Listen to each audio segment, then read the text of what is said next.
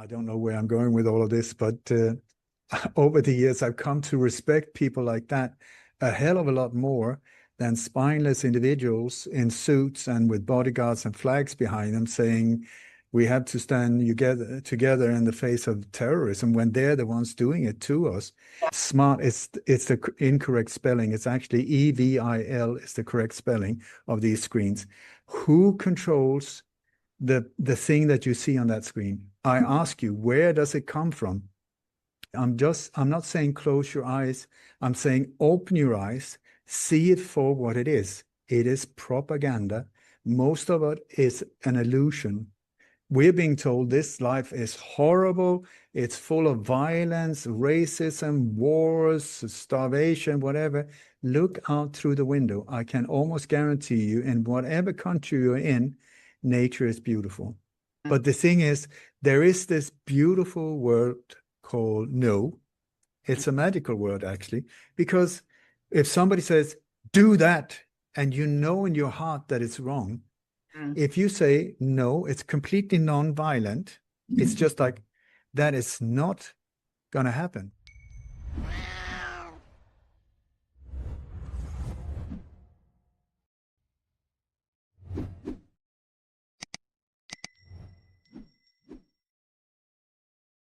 Right, I am so delighted to welcome back to the Live, Love, Learn podcast a return guest, the amazing Ole Dammegard. I love your truth seeker, code breaker, peacemaker, which sums you up perfectly. How you doing, Ole? Doing absolutely great. As they say here in Bali, mantap, mantap. I love it. I absolutely love it. Now, most of my audience know your work very well, and I always am very aware of the messages I get, Ollie, from people and sort of reading the room in terms of where people are at and how, when I'm interviewing people like you, we can best help people on their journey as well as sharing what we've been up to. And one of the things I'm really seeing at the moment is probably the accumulation of the last 5 years and more, but let's, talk about the post-COVID years, the pandemic years. People are in a state of fear and not knowing who to trust and not knowing who to believe because it's getting so difficult now with AI, with, so many different social media platforms sharing things where there's no research often behind it. So you're the expert in research. This is what you do probably better than everyone else. How do you see where we're at with that, or where the general public are at? And what are some of your words of wisdom from what you've been through? Well. I've been down this rabbit hole for some 45 years now. So I've been around the block for a few turns. And I tell you, it's been like, I think that on a soul level, I don't know, I can't remember, but somehow I signed up to do this journey. Not the easiest one, but I mean, who can say no to a sort of like a, what do you call it, a package deal with everything, including romance, traumas, sexual abuse, mental abuse, depression, happiness. Who can say no to that? So apparently I signed up for that. And I've been down this rabbit hole as a very confused individual for many, many years, getting less and less confused, but still, like my mother said before she died, still confused, but on a higher level. Yeah. So that's me. And I follow in her footsteps when it comes to that. So for all of these years, I've been feeling that I had this inner drive. There's never been, even though I've been shot, almost hit by cars, I've been poisoned, I've been threatened. I don't know. It's I've never sort of bent over. I never said, and this is not because I'm super courageous. I mean, I've been more scared than most, I think. It's just that I've just know this is my way. This, even if it's shit scary, there was no option for me. It hasn't, and it's been my family has paid a high price. We've we've lost people. We had people murdered around me. We changed countries twice. We started from scratch. We moved, I think, 20 times in total, something like that. So it's come with a price tag. And also, well, right now I'm facing up to 18 years in prison in Sweden, I've been told, if I return. I mean, I don't step on ants. I don't kick dogs. I never said a racist word that, as far as I know, I'm not into politics. So you have to sort of wonder, like, what on earth is going on? You know, Peace Award, I've been given that. I've been adopted by the Apache Nation, and I face 18 years in prison for doing the exact same thing. Hello, welcome to the world of Monty Python. But anyway, so the thing that got me started was in 1980, and when it was the first time I saw the so-called Zapruder film, where you see how Kennedy is, this poor dude is lured into an ambush, multiple shooters, and the final headshot just blows his head off. Awful, awful. But what I saw, and I mean, I just came from a very, what can I say, simple background, but like 1 + 1 = 2. That's the way sort of I've seen the world. And so when I saw that his head was thrown backwards and to the left, I knew for sure the shooter must have been standing to the front and to the right. I mean, it's just plain physics. I throw a stone at you, you will go that direction. But the official narrative said no, the shooter was behind a tree up 6th floor in a book depository. And it was just like, so it took me like 20, maybe 20 odd seconds to figure out that's just not true. And it's taken me 44 years to come to the real truth. I've really done my utmost to get to the bottom of that and many, many, many other cases as well. And so at the end of last year, I actually interviewed the guy that fired the shot from the grassy knoll. I've been aware of him and supported him stepping forward with the truth since the late 90s. And anyway, so it came sort of like almost like a full circle feeling, where the thing that started me, and then I ended up helping him, which is so weird, because this is a man he's part of the death of about 1,000 people. But he was born into a program for assassins.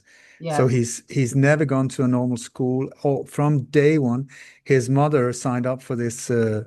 She had no money back in Alabama in the 40s, and so she signed up for this thing where she was inseminated with, I'm sure, some Aryan-looking dude, super soldier type, and she gave birth to this child who was taken away right away from her, and then everything he was trained in from day one of these German scientists, and so from Operation Paperclip in the US, was death. And so he was both a hitman for the mob and for the government and the CIA and all kinds of stuff all over the world. But anyway, I don't know where I'm going with all of this, but over the years, I've come to respect people like that a hell of a lot more than spineless individuals in suits and with bodyguards and flags behind them saying, we have to stand together in the face of terrorism, when they're the ones doing it to us. Yeah. Because there's this code of honor among these so-called bad men. And I mean, I am not defending his actions at all. Despicable, horrendous, horrendous, horrendous. And at the same time, to stand up from where he came, from a high security prison, with no gain for himself at all, to step forward with the truth, knowing that he would be taken out like this. Yeah. But it was he actually had like, Jesus came to his cell twice and said, listen, James, his name is James Files, this doesn't work anymore. You have a new task. You have to stop with your old life. This is your new task. And which he did. He has done. He's been standing up so courageously for all of these years, backed by his wife, Pamela. So anyway, so it came to an end, and suddenly it was almost New Year's Eve last year. I was so exhausted, and I was almost like crawling across the finishing line of a multiple triathlon race that I didn't know that I signed up for. And suddenly I just felt, it's done. Yeah. There was no, just the thought of another interview. I mean, I've been interviewed more than 1,300 times, and I've been happy to do it, never been paid for it, happy to do it, feeling empowered afterwards, feeling useful. And after that, just the thought of it was just, I can't, I can't take it.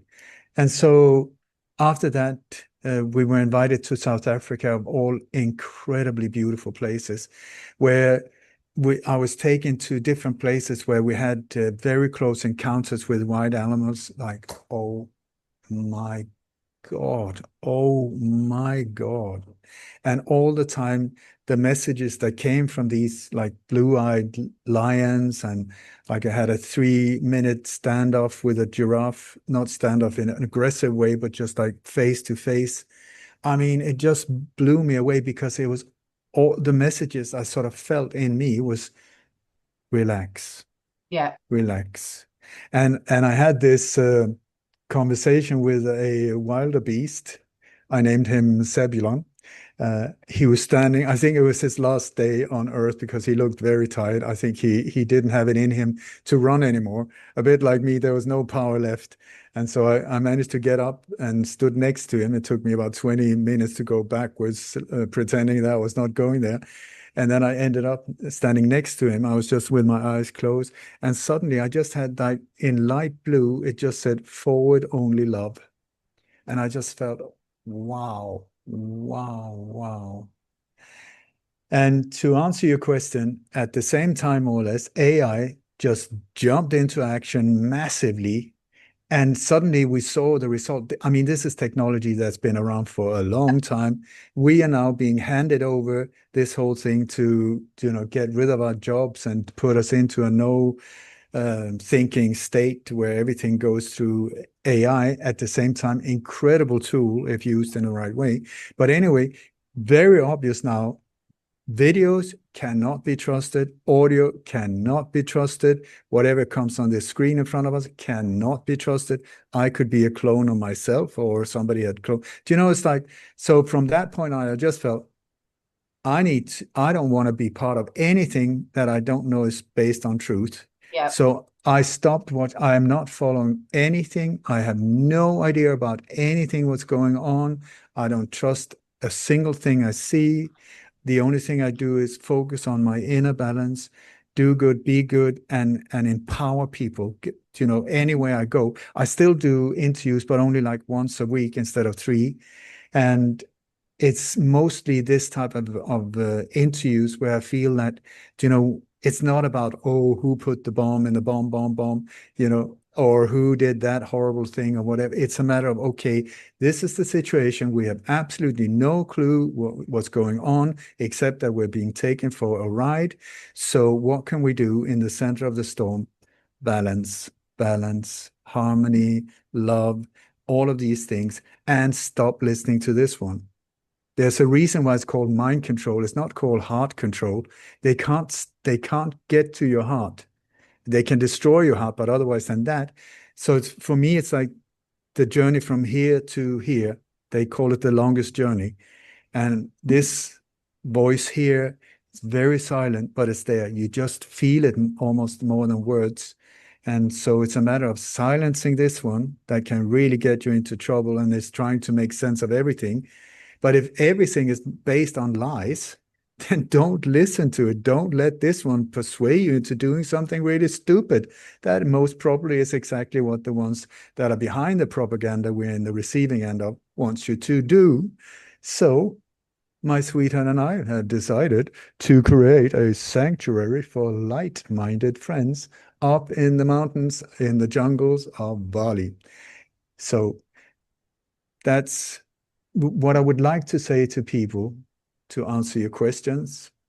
To answer your question is to relax, relax, relax, calm down, calm down.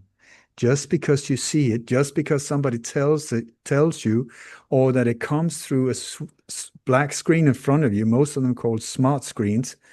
Smart, it's the incorrect spelling. It's actually EVIL is the correct spelling of these screens. Who controls the thing that you see on that screen? I ask you, where does it come from? well, Facebook is so violent. Is it really? I don't see anything like that. Oh, the people are just shouting, screaming, all of that on X or whatever. Do they really? I don't see that. It's because we're being fed different things. It's not the same for me. I'm in the end of a different feed. Maybe we are on a similar type of thing because they know how to get to us. Racism doesn't really work, or fear, too much fear. No, let's go through the alternative thing. That's how we can get to these individuals and mess them up with some new age stuff, whatever. So it's like, there was this massive big scandal some years ago, what was called Cambridge Britannica or something like that. That was just like, whoa. It was just exposed how they could pinpoint us through these different platforms, like Facebook and Twitter, all of these ones, coordinate all of these databases, and then pinpoint and send information specifically to you, to me, to persuade us the way they wanted, without us understanding what was going on in whatever direction they wanted. And my answer to that is, boom. And if they don't see that, here's another one. You can get all 10 of them if you want, because I love it. fuck off and leave us alone. That's my, bless them, fuck off and leave us alone. Because normal people are beautiful people and just need to be left alone with each other. And, but so don't worry, be happy. I'm not saying close your eyes. I'm saying open your eyes, see it for what it is. It is propaganda. Most of it is an illusion. We're being told this life is horrible. It's full of violence, racism, wars, starvation, whatever. Look out through the window. I can almost guarantee you, in whatever country you're in, nature is beautiful. You look out, it's beautiful. Yeah, but right now there are riots in Bali. Really? Where? People are calling me. Are you okay? Are you okay? What? There's the riots. I'm looking out. Really? It's like, okay, I don't know it. I've never, other times, how are you okay? Are you okay? Yeah, what's going on? There's a eruption, volcano eruption. Where? In Bali. Where? Right where you are. I'm like, no, not really. I had But that exact same thing with a second cousin from Australia, and she was sending me some stuff. She just came to visit, and the stuff that she has been told in Australia from all sorts of media outlets that's happening in the UK, and I'm like, no, and Catherine, this is exactly it. It's always somewhere far away yes, from you, and big, it's always based on fear. It's always something horrible. Do you know, like during the Ebola virus? Oh my God, this horrible virus that is patented and owned by CDC, who, by the way, who's the one spreading the numbers. Anyway, so during that whole thing and during the swine flu also, I was very active with doing interviews. So we were being told, if I remember right, that where I was in Spain at the time, was that this Ebola virus erupted, this whole horrible epidemic, pandemic, whatever you want to call it, erupted in some African country. I think it was Angola, if I remember right. yeah. So we were told, oh my God, we're going down. It's again end game. It's so awful. Fear, be fearful. It's coming here, and like that. Okay. So what we did on live radio was call up somebody anonymous in Angola. I think it was, or Uganda, maybe it was. Anyway, so we just found a phone number, called that individual live on radio saying, hello, Mr. Oompa Loompa, Goom, Goom, Goom, or whatever his name was. Sorry to interrupt you, but can you please tell us how is the situation right now? Because you are right now in the center of this horrendous, life and death story. There must be piles of dead bodies outside your window. And they were like, what? What do you mean? I said, the Ebola virus. And he said, no, no, no, that's not here. That's in North Korea. I said, what? So they were being told it's in North Korea.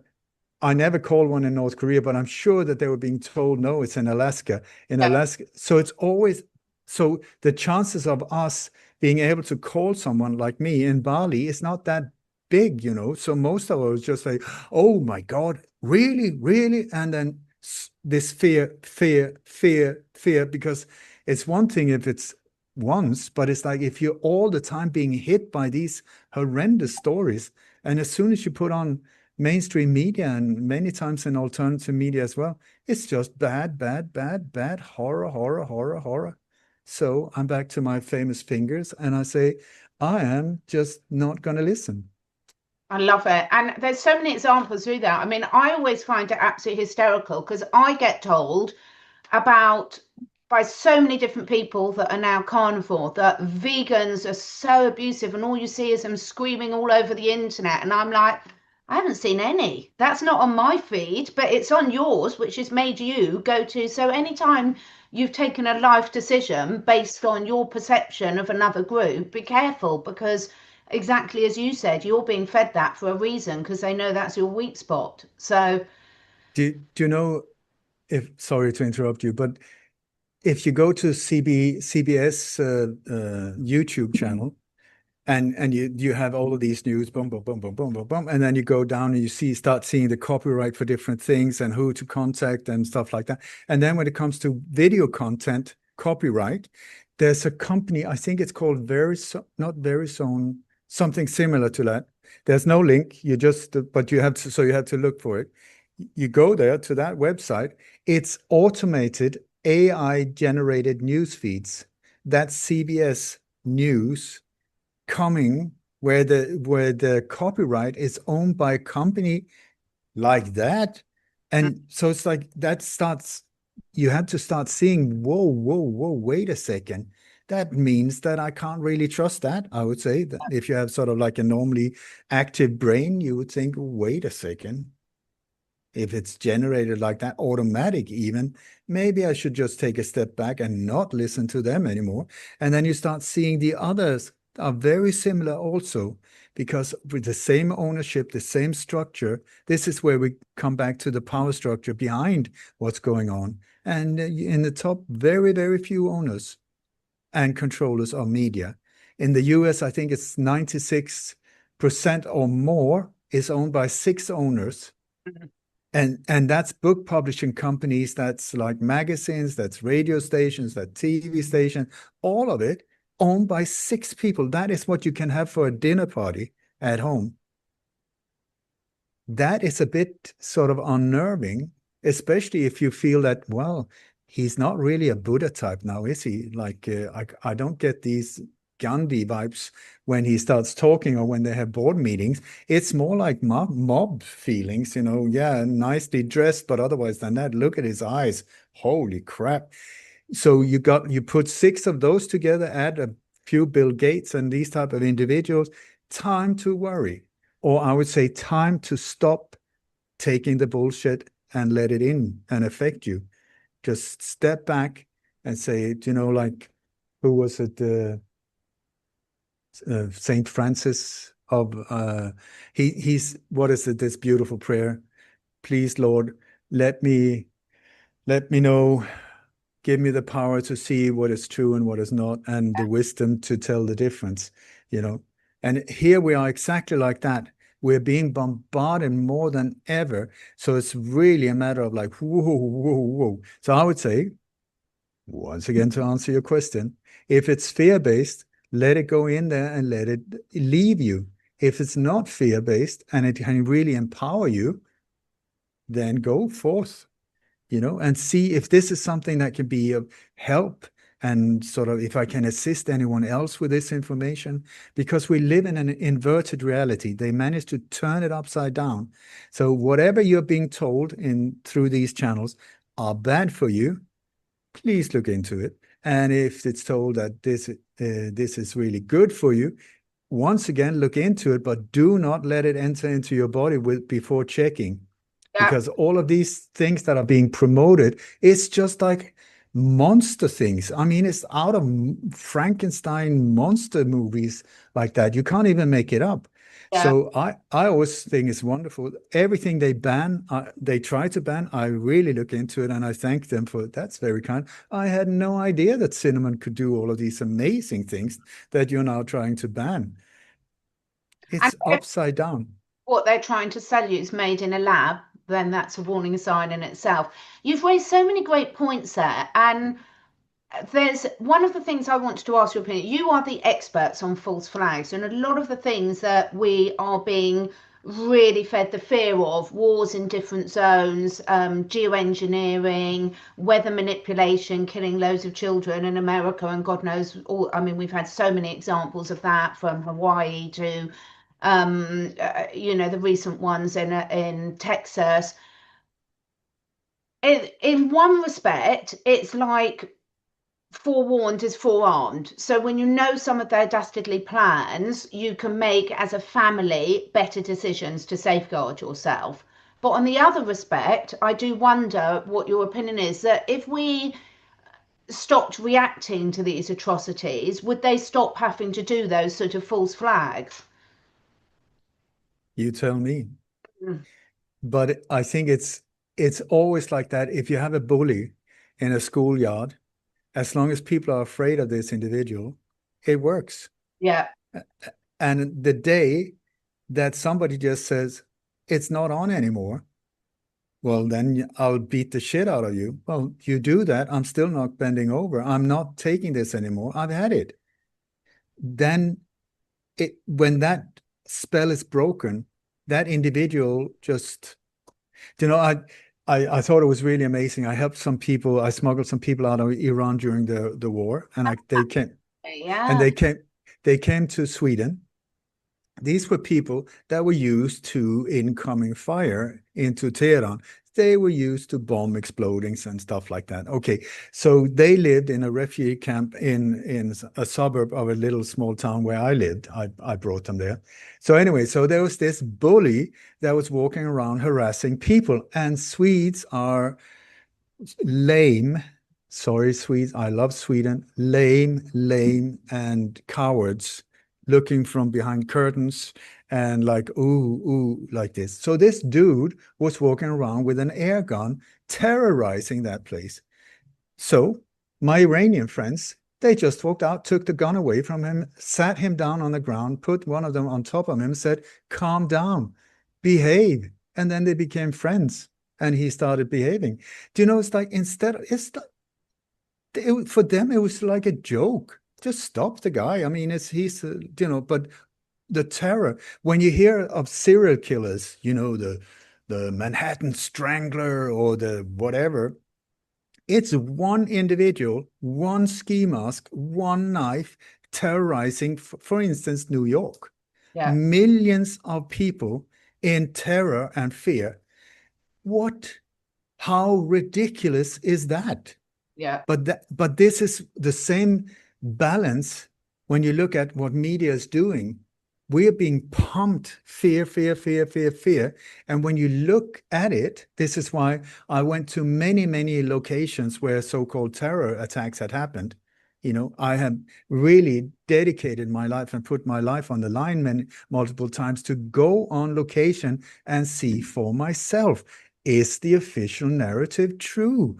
Or is it not? Because if it's not, then all of the solutions we're being fed from this problem is wrong, and most probably carried out by the same people that in that case maybe even arranged for that problem to occur.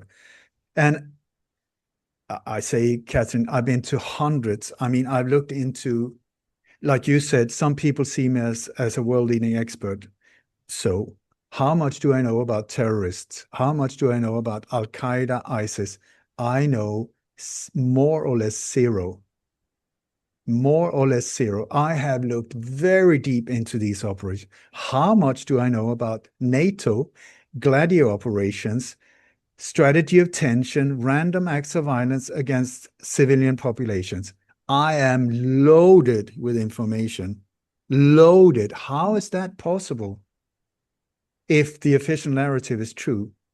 Because it's not. Mm. There's not one true word.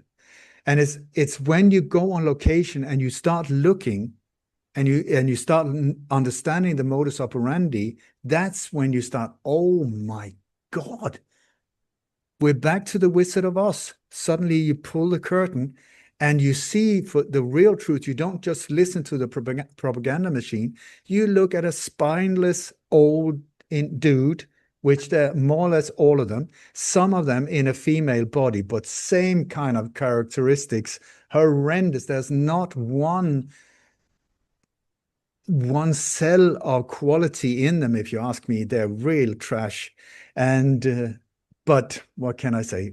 Most of them psychopaths broken into that system or born psychos. So what can you do? You can love them and fuck off and put them on somewhere where they can play war with each other. But when they really hurt us and hurt children and hurt, it's not on.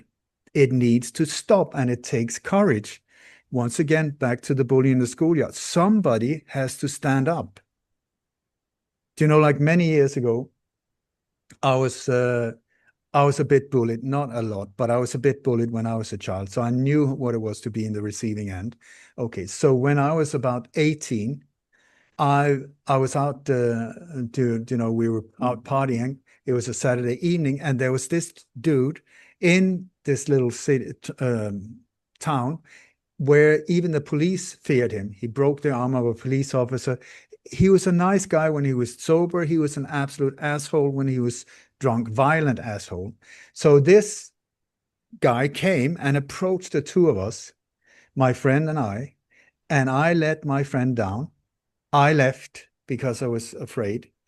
Thank God he did not get hurt. It didn't end up in a bad way. Not because of me. I chickened out big time. I was so ashamed. I felt so awful that I made myself a promise that this is not happening again. This is not happening again. I will not be a coward, even though do you know, like they say, somebody is brave. What does that mean, to have courage? It's, if you're not scared, you don't need courage. You just do. If you are really scared and you still do, that's courage. That's courage. So I have tried my best to be a courageous person since then. So yeah. Yeah, it's so interesting. There's so many things there that make so much sense. I think the question that people are there's a lot of people that are a lot newer into their journey of discovery than you've been doing this for so many years. And the question I get over and over again is, but why? Why would they want to do this to us? Somebody with bulimia, why do they keep eating? Yeah. Why does somebody keep drinking when they know it's going to kill them? Mm. It's that mindset. Why does a cancer cell try to do everything it can, if cancer is what we're being told officially?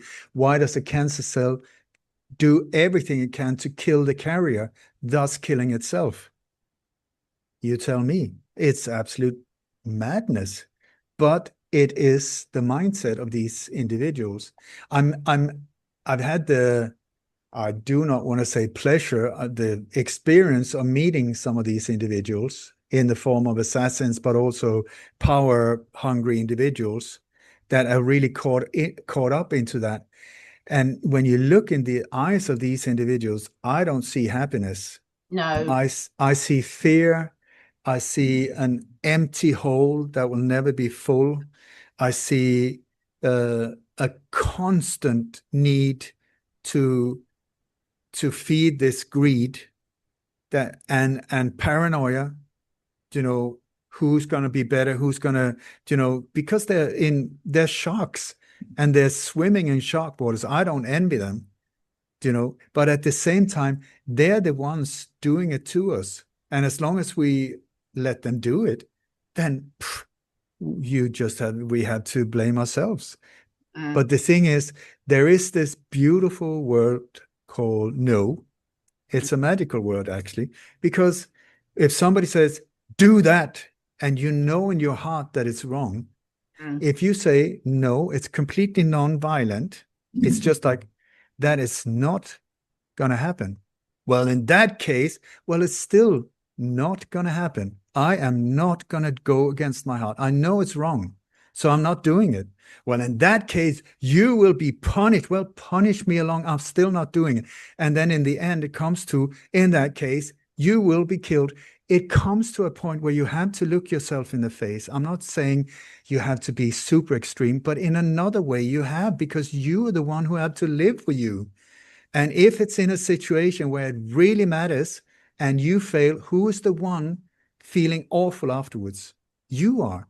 Mm. Why are all of these soldiers committing suicides? Because they've done things where they were too weak to say no. Mm. They were given an order, shoot that child. Yeah, but do it. Boom. Well, you got an order. It was you or I who pulled the trigger. I have to live with that. They have to live with that thing that soiled their soul. Yeah. The officer couldn't care less. The commander, the high commander, let's not even go there. I mean, do they care? They send out people into all of these countries for freedom and democracy. Yeah, right. That is a good one. Monty Python world. Anyway, they do all of these horrendous atrocities to innocent people in innocent countries, that the only thing that they've ever done wrong is to have oil and diamonds and poppy fields or whatever, or children that can be trafficked. That's organ trafficking. That's the only thing they've done, or had the country in a strategic position. That's the only thing they've ever, and they haven't even done it. That's what is causing the pain to them. But the ones doing it to them have to live with it. I couldn't agree more. I really couldn't agree more. And I love the example that you said about what you were 18, because that does take real courage. We have to look at ourselves and we have to be honest with ourselves, and then take course correct when we recognize that something, is not how we want to be living our lives. And that's part of being an adult, isn't it? Learning from those lessons and course correcting. Hi everyone, it's Catherine here, and before I dive into today's episode, I want to really quickly share something that's so important to me. I love hosting this podcast because it allows us all to explore those big questions, challenge our programming, and uncover the natural truths that truly empower us. But did you know my real passion's working one-on-one with animals and people, helping you or your animal cut through the noise, find the root cause of imbalances, stress, illnesses, or really just create a personalized plan that actually works for you. So whether you're here for your own healing or you're a dedicated animal guardian, wanting the very best for your dog, cat, horse, any four-legged or scaled or winged companion, I'm here for you both. I work with animals and humans, but I especially love helping the animals thrive. That is my real happy place. So my recharge and reset consultations and online courses are packed with practical tools, printable resources, lifelong access, and the main thing is you'll never feel alone on this journey. And they work. Just head over to my website and check out the testimonials. So if you're really ready to take action and not just listen, head over to catherineedwards.life, that's Catherine with the C and .life at the end, and explore my courses and consults. Or if you want to, book a free 15-minute chat to see if I can help, because it's really important we stop outsourcing our health, really look after our animal companions better than before, and start leading by example. Now back to the podcast. Thank you. I don't know. I'm still learning. I'm still a work in progress. I just try to do my best. So, but it's like some people have said, you are a good leader. I would say absolutely not. I mean, I can't even get people to agree on what pizza to order. I am never the one walking in the front. I'm always walking somewhere in the back, But that's a little bit like a shepherd also, to keep track of, But what I can do is I can try and live my life in a way that might inspire other people to live their life to the fullest, their path, not my path, their path. We all have different paths and roles to play. It's just a matter of having the courage to follow your way, just like I try to follow my way the best way. And I tell you, the shortest way from here to here in life is not like that. It's like this. It comes with all kinds of like that. So don't think that it's going to be done in one day. The one that get like an overnight sensation, they go like this and then they burn out very quickly. then you have individuals like me who is like this forever and forever, slowly. And now I'm actually at a point where things starts coming to fruition. I'm like, whoa, never seen that one before, but amazing. It just took most of my life. Yeah, I absolutely love it. I think in terms of, you mentioned earlier on, Ole, about how you're sort of disconnecting yourself from all sorts of information, from most information. Are there any sources or people that you are still keeping an eye on to see what's going on? I never followed anyone. I don't listen to anyone. I do listen. I do. That's not true. I have a spiritual teacher. I'm not religious, but I got an incredible spiritual teacher. Her name is Nelani Chelaram. Nelani Harilera Chelaram, an Indian. My sweetheart Kim and I have been learning from her for the last 20 years, and we count our lives from before and after meeting Nelani.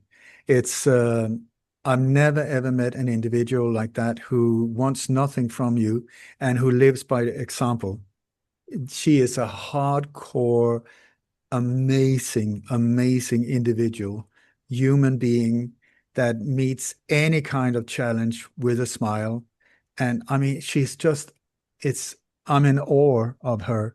And we've just had a retreat here in Bali. The Kim and one of her friends arranged that, like spending 5 days with Nelani. Oh my God. Oh my God. What a treat. And so I listened to her. I listened to bearded guys who have been sitting in caves for like 50 years and experimenting with their mind. These type of individuals I see if I can learn from. I mean, with Nelanie, I'm not I've never been part of an organization or a political party or group or anything. Nelanie, when I met her, boom, I got hooked because there were no hooks. Yeah. There was absolute, she didn't want anything. She just wanted me to be the best me. And it was actually through her, she forced me to speak in front of people because I was terrified, terrified. I mean, shaking, crying, and I managed to pass that. And it just completely changed my life. I mean, I avoided funerals, I avoided birthdays, just the thought of somebody would, if they asked me to say something, I was like, oh my God, I would rather die. So, but anyway, yeah. So Nelanie, I listen to because, yeah. And I try to listen to my heart, to stop with the nonsense, use this for what it's meant to do, but this is the one that counts.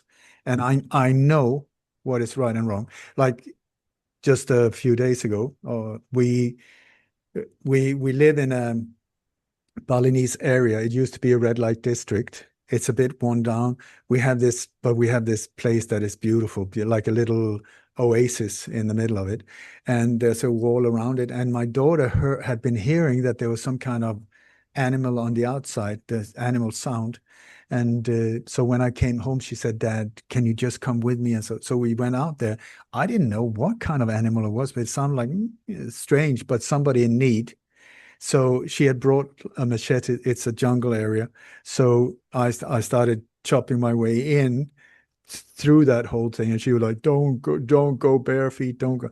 But the thing is, I like to be in contact with life. So it's like, I'm not stupid. I don't think so.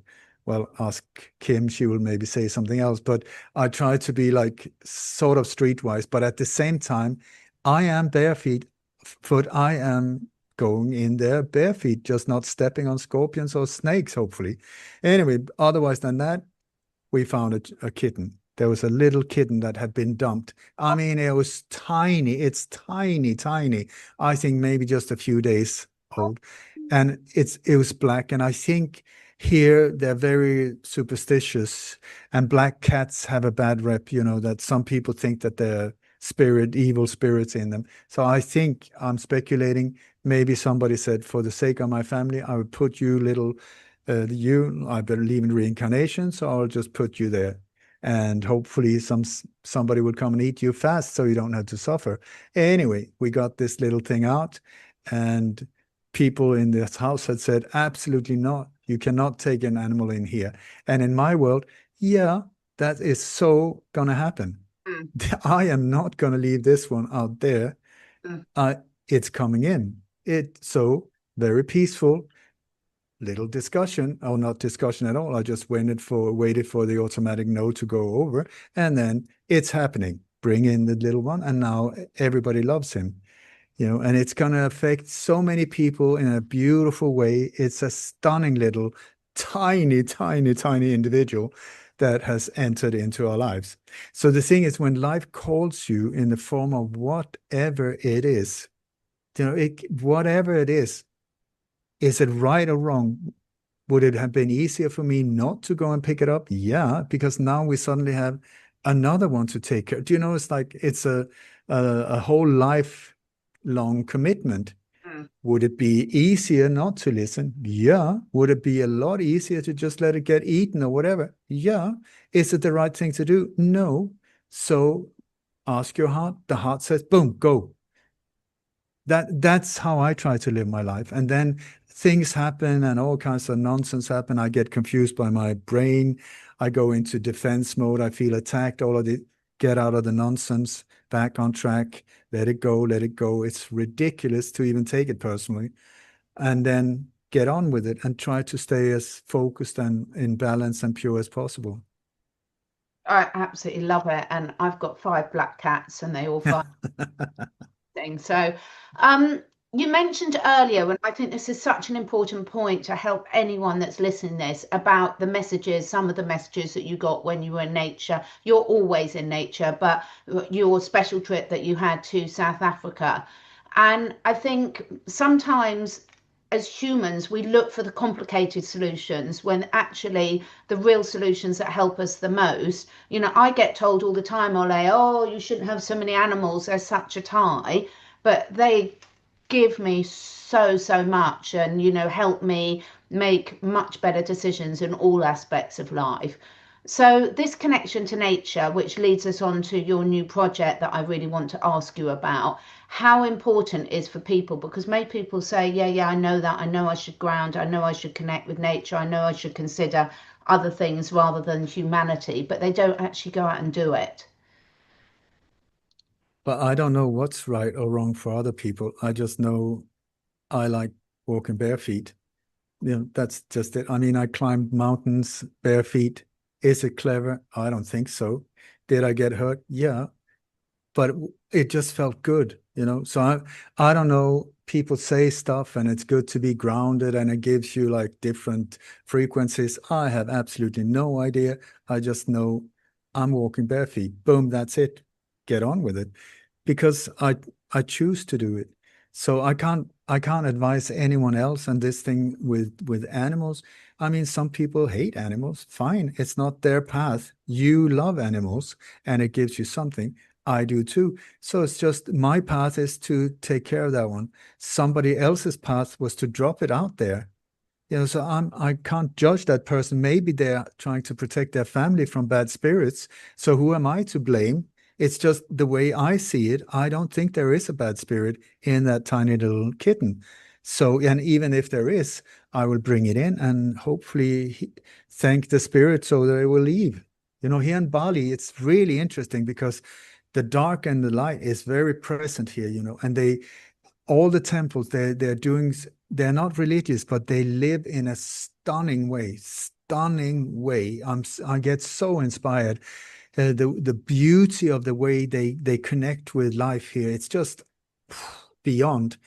And here they have all of these temples everywhere, 2 in every garden, more or less, and then many big temples as well, where they do blessings, flower blessings, and incense all the time, twice a day, all the time, everywhere. And so what they do also with these temples, they've got like really monster type figures outside the temples to keep the bad spirits out. And there's like a doorway.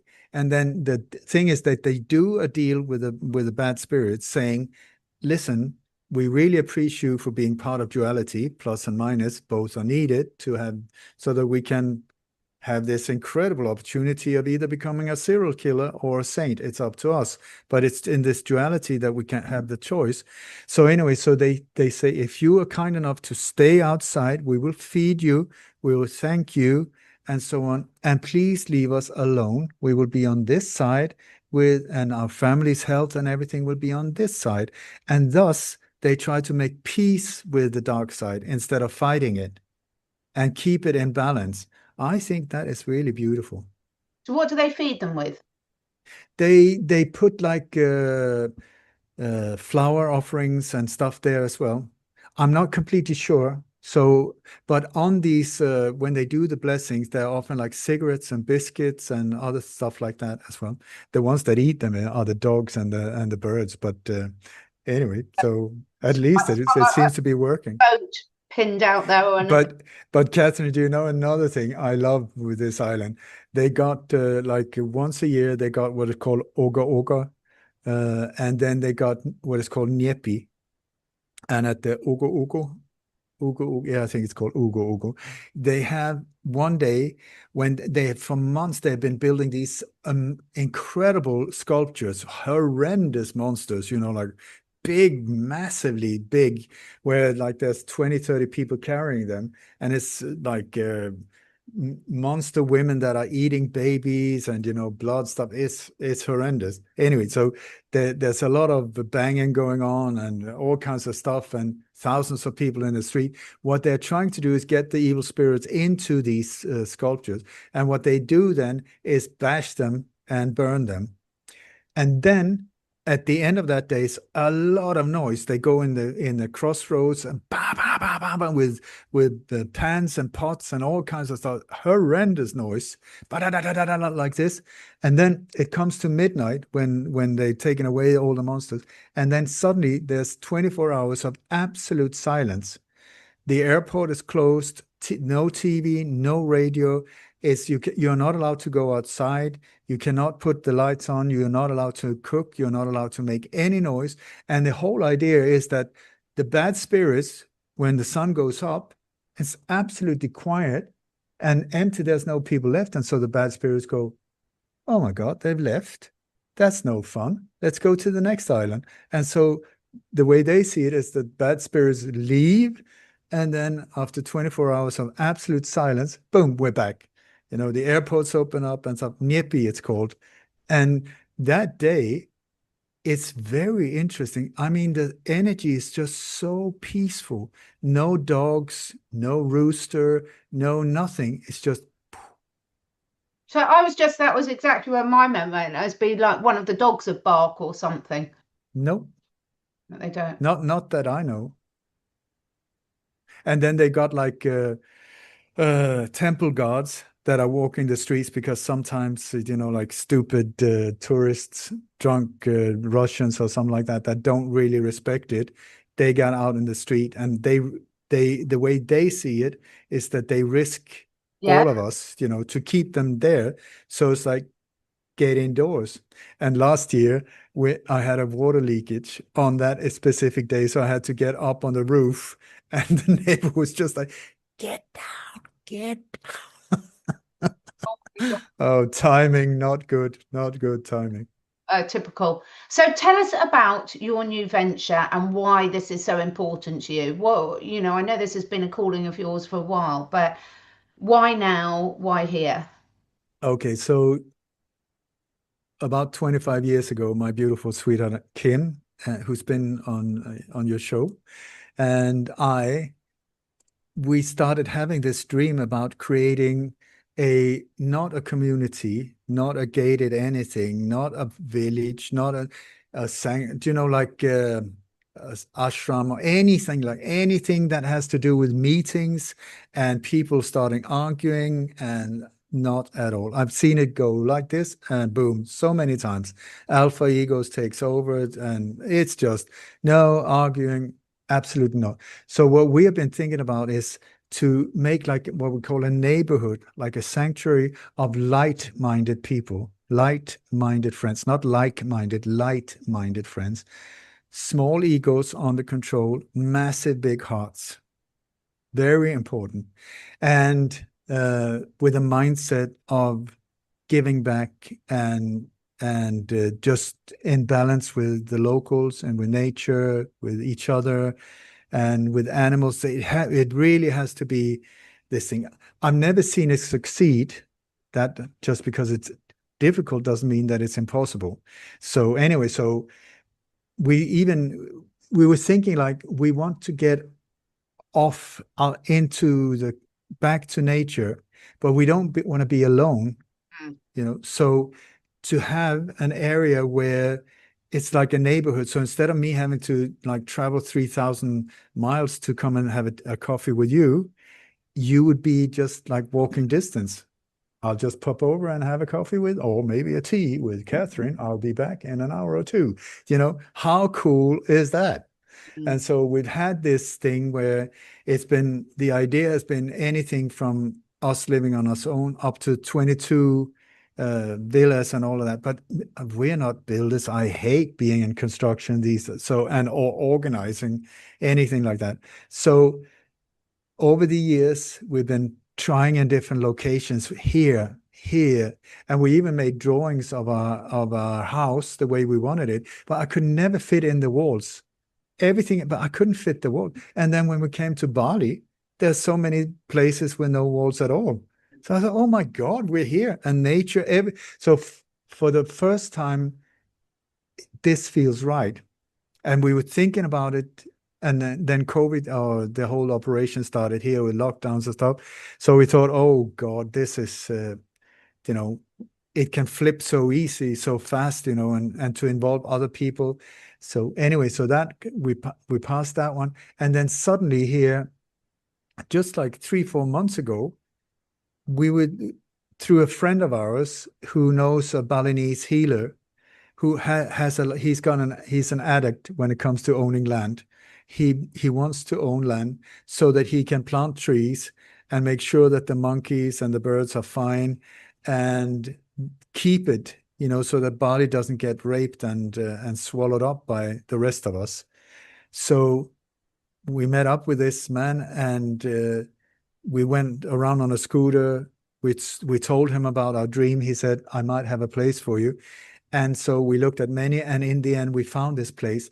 And here in Bali, it's like, as soon as there's a beautiful view and rice fields and stuff like that, the risk is that within 2-3 years, boom, boom, boom, boom, you get a Hyatt hotel right in front of you, or any. So early on, we felt, whoa, we need to make sure that we suddenly don't have a Russian nightclub next door. We've seen some of our friends, because this island is not that big, and the whole world wants to come here, especially after COVID.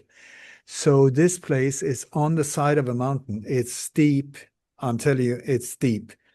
And we went there. He showed us with machete. I mean, it was like Harrison Ford in that whole thing. And they were even cutting out steps in the side of the mountain so that we wouldn't fall down. Kim almost fell down. That would have been a moment not good, but our friend managed to grab her before she went down.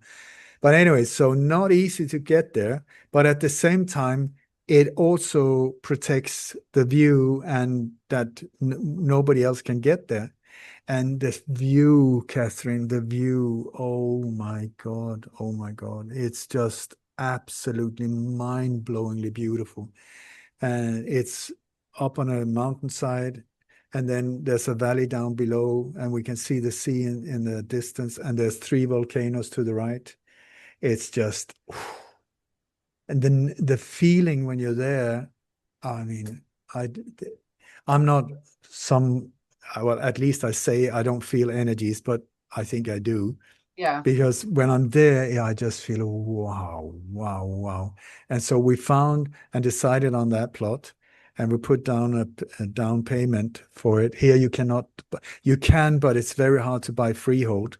So what you do is it's leasehold, but it can be like for 50 years. Because the Balinese say that the land belongs to the Balinese. I can completely respect that. And also the way they see it with reincarnation, they say, yeah, 70 years, not a problem. I'll just die and come back, and I will still be the owner of the land. So they don't mind. And so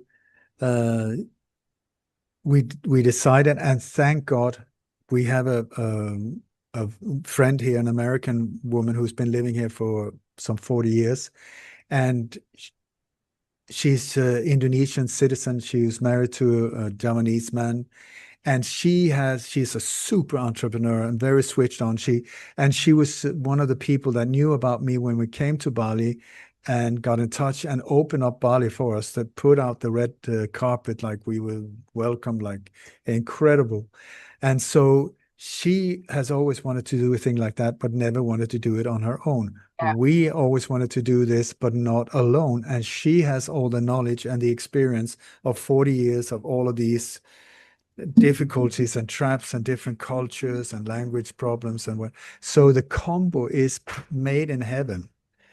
So this is why suddenly it just was green light, green light, green light, green light, and everything to duk, duk, duk. So it's moving forward very fast. And but now, just to get there, now I mean, poor individuals that are very happy to get a pay, are doing it for us. But it's very much way back to basic, like with wheelbarrows and shovels and hatches. But also we had like an excavator, one of these diggers, a small one. And I mean, he was going on steep sides, It's like terrifying to me that. whoa, whoa, whoa. And like the first driver, he said, no, I can't do it. So our Balinese friend got hold of another guy and paid him some extra cigarettes or whatever. So he was like, rub, rub, rub. And this is the thing with Bali. We were being told it's 3 days with the excavator. Like 15 days later, he was still digging. So it's like, and now we don't have water, so suddenly, to for the road work you need water for the cement and stuff. I mean, who would have even thought of it? I'm really starting looking at roads like, my God, they've really done a lot of work into this. Things we would just like pass before. Now it's like a whole science. Anyway, so we have this plot. We call it Selalu. Selalu means always in Balinese, and it's a sanctuary for light-minded friends. Selalu, always. And I hope the video is here. If you want to share it, please. And the idea is that this Balinese friend of ours, he has not only the plots that he's sold to us, but also on the sides of the other mountains. So we have this possibility in this valley to create exactly like that, but with the idea that everybody have their own privacy, everybody do their own building, there's no meetings, Yeah. but there's a very hard control to enter. You have to be on the same heart frequency as we, otherwise, because this is for the rest of our lives, this place. So I want that the people that are there, that when we meet today or in a year's time, our faces will light up and just like, whoa, Catherine is coming for a coffee, she's using the slip line, whoa, instead of like, oh God, Catherine, what because that is completely the wrong feeling. So we want to be very, very aware of who we let in. I agree. It's just because you got money, sorry, that is not the entrance ticket. That has nothing to do with it. Because of course it comes with a cost, because the land will be bought by the Balinese. Not off him. He's the seller, but we have a plot. It's like 1.3 hectares, so it's quite big, but at the same time it's like super steep, so we have to like make terraces like this. And so that the cost of making the road will be split among the people who's going to live there. Also, to get electricity down, we need like telephone poles, electric poles, and also the water thing. Also, that has to be split among the people who enter. But it is a matter of being in complete balance with the village, because we are not in the middle of a jungle. There's a road like a kilometer up on the mountainside, a beautiful road, but there's at least an hour to anything Western. There's the Balinese villages, there's Balinese houses, Balinese coffee farmers, and so on. But if you want nightclubs or bars or that whole thing or a Western supermarket, sorry, it's not for you. And also, just the weather just makes it not for everyone because, like July, August, this is like a nice summer in Europe, and then it starts getting hot. In Yeah. the rainy season from November to like March, April, it can get really hot and humid. So that can really get to your mind if you're not in balance. But that is also why we're up on a mountainside. So, so it gets a bit cooler. So it's for people who can live with themselves without getting frustrated, but can enjoy it and live in nature and in harmony with other people. We're not into conflicts. We're not into arguments like that. Of course, things can happen, but the basic mindset is like a yogic mindset, the Raj Yoga mindset, so this is happening. We're like, whoa, whoa, whoa, what just happened? Are we really doing it? And our neighbor also, her name is Tori, beautiful, this neighbor here, and she's bought a big plot also, but for her and her children and so on, and it's just moving like whoa, Well, because it's meant to be. The time is right. So people get involved if they're interested in finding out more. I'm going to finish off this video by playing your video, which will show people more. But how would you like people to get in contact with you? it's very kind of you to show the video. It's our daughter who has done the video editing, and the voice over. So if you like that, she really needs work. It's immigration here does not allow us to work. That's another one to be aware of. You cannot work here. You have to be online. So Yeah. if you like her editing, please keep her in mind.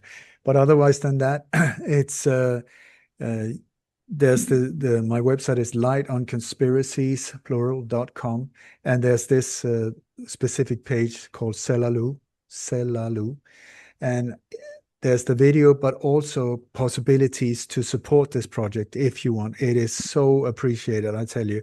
But it's anything from gravel to we're always trying to find alternative ways that will not harm Mother Bali, and that would be as soft and but it's going to be stunningly beautiful. So any help with anything like that, there are different ways of donating to the thing. Or if you are interested enough to see yourself here, then please contact us, like info@lightonconspiracies.com or kim@lightonconspiracies.com. We're doing so-called sofa talks. We did about 200 of those during lockdown. Now we started up again, and we're doing sort of the 2.0 Bali version. And in that, you can just follow the development like week by week, Brilliant. where we show what's going on, and where the money also, that if you decide to support by donating, I guarantee you, I hand cross whatever, that it will go straight into the project. And also, Selalu is very aware of giving back. So it's very, very important for us to give back all the time to the local population, to the beautiful people of Bali, unbelievable, and to the community, to the villages with work and so I asked our Balinese friend up there, because I felt like here we come and just like start boom, boom, boom, boom, boom on a mountainside. What are they going to think? I don't want to be like an intruder. And I said, so do you feel, are we welcome? He said, 1000% welcome, because also we're the ones now bringing electricity into the area, bringing water that we will then, of course, share with the locals. And Yeah. we're also going to have food, what do you call it, like food, growing food and fruit. But hopefully, if we're successful, it will be plenty, and then we will share with the locals also. And yeah, it's Amazing. I can't wait to come and visit. I yay.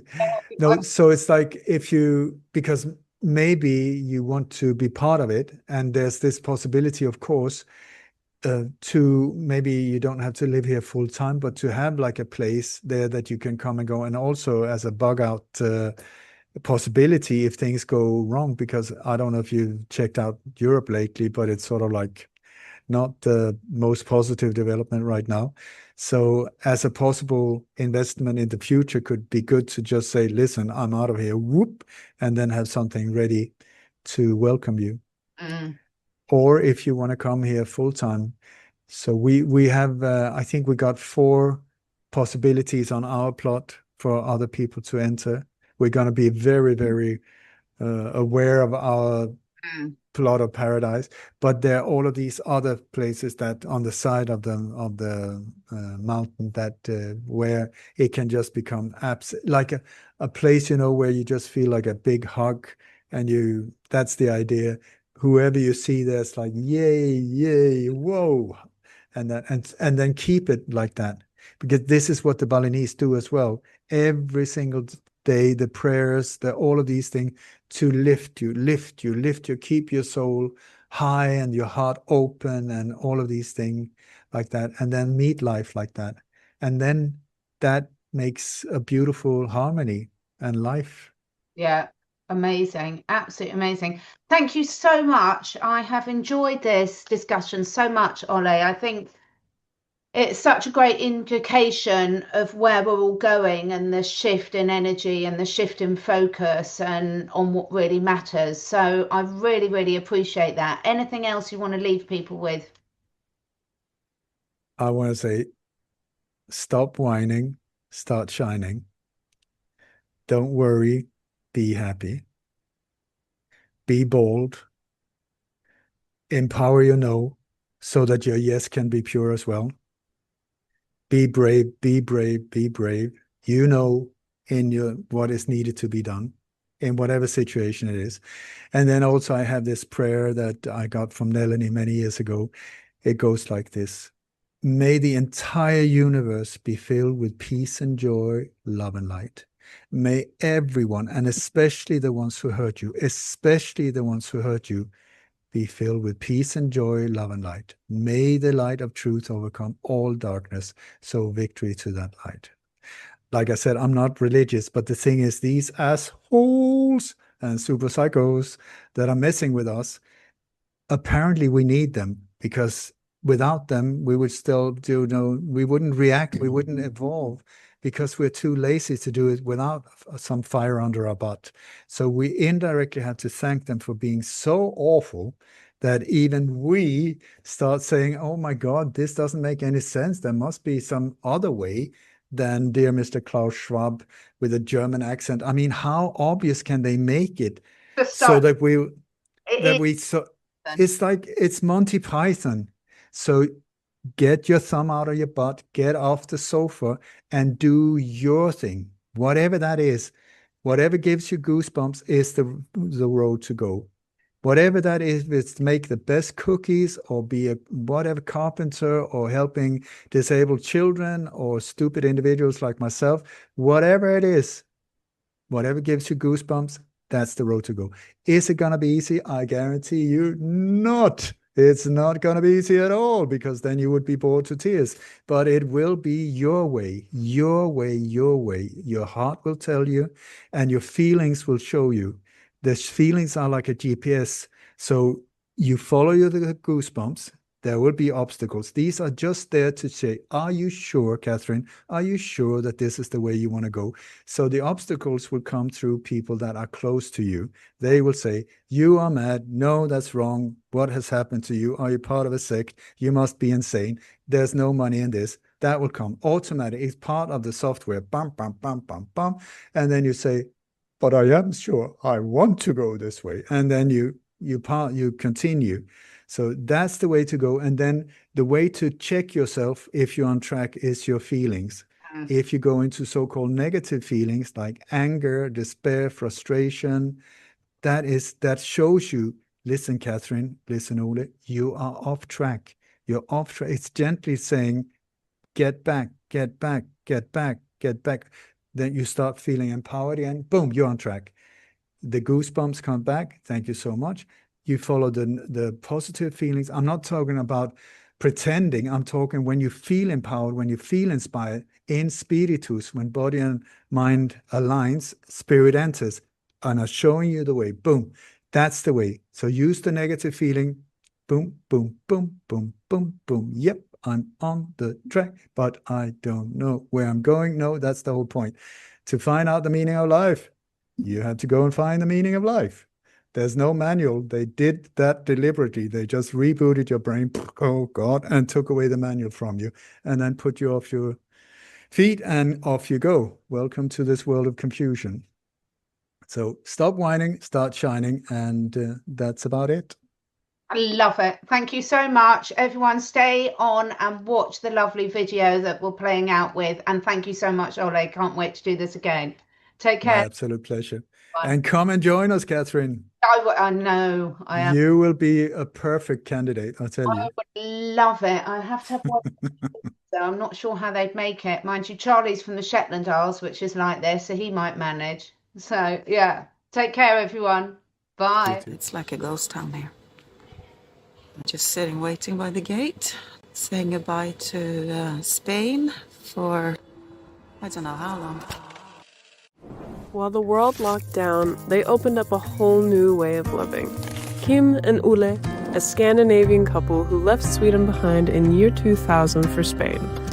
They raised their family under the sun, and when the world flipped during the so-called pandemic, they followed their hearts and intuition, left everything behind, and headed for faraway Bali, Indonesia. Not just to escape, but to create something new. Kim is an artist, author, a crypto lover, and founder of AwakenUnite.com. She is also the CFO of LightonConspiracies.com. She blends ancient wisdoms with modern fire, choosing Ayurvedic healing over big pharma, nature and animals over cities, and raw honesty over playing nice. Ole is a world-renowned truth seeker, an international speaker, the author of many books, and founder of LightonConspiracies.com. For over 40 years, he's investigated what most people avoid: top political assassinations, false flags, and dark, hidden agendas. And through it all, he's stayed calm, kind, and deeply human. Together, they're building Selalu, a sanctuary of light-minded friends, a space for conscious living, honest conversation, and good people doing good things. Come experience Sofa Talks where nothing's off limits. You'll be able to follow every step of the way in the creation of Selalu. In addition, Kim and Ole will unpack what's really going on in this upside-down world. They'll dive into crypto, holistic health, sovereignty, freedom, and the power of choosing differently. They'll also talk conspiracies, the kind that makes the news nervous. This is for the ones who ask questions, who care about truth, freedom, creativity, health, and what's real, who are done with fear and ready to live aware, awake, and aligned. Inside the membership, you'll get behind-the-scenes videos, real-time updates from the building of Selalu, unfiltered conversations, and a seat at the table as Kim and Ole co-create what comes next. Curious? Good. That's where all the best stories begin. Follow the journey, join the membership, and become part of something that matters, because the world doesn't need more madness. It needs more Selalu.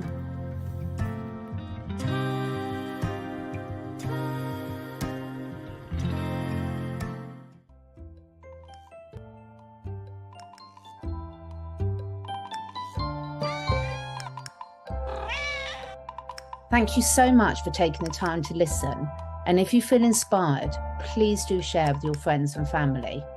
This helps us spread the word and also helps me encourage some exciting new guests to take part in this podcast.